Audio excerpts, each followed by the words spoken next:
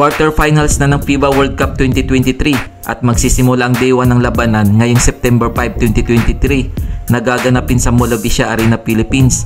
Sa first game maghaharap ang Lithuania kontra sa Serbia ganap na alas 4:45 ng hapon.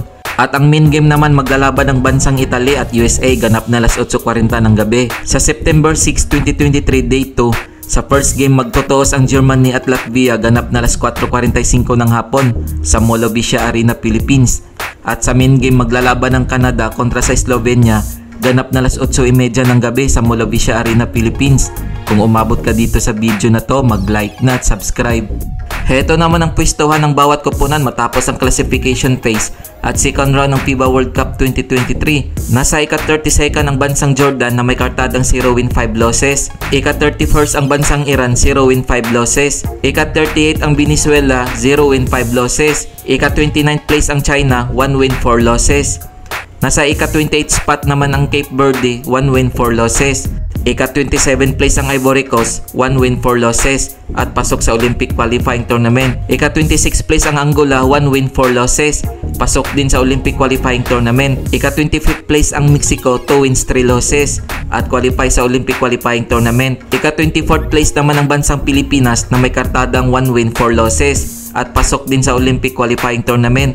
Ika-23rd place ang Lebanon, 2 wins 3 losses. Ika-22nd place ang New Zealand, 2 wins 3 losses. 21st place ang Finland, 2 wins 3 losses. Nasa ika-28th place naman ang Egypt, 2 wins 3 losses. Ika-19th place ang bansang Japan, 3 wins 2 losses at qualified na sa 2024 Summer Olympics.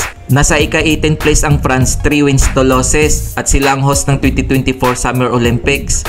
Ika-17th place naman ang South Sudan, 3 wins 2 losses at pasok na sa 2024 Summer Olympics. Ika-16th place naman ang bansang Georgia na may kartadang 2 wins 3 losses, pasok din sa Olympic qualifying tournament. 15th place naman ang bansang Greece, 2 wins 3 losses. 14th place ang Dominican Republic, 3 wins 2 losses. 13th place ang Brazil, 3 wins 2 losses. Nasa ika-12th place ang Puerto Rico, 3 wins 2 losses.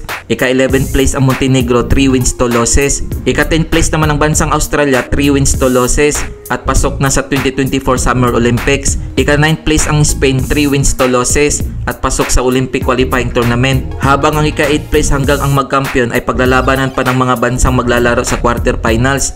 Kung nagustuhan mo ang video na to, mag-like na at subscribe.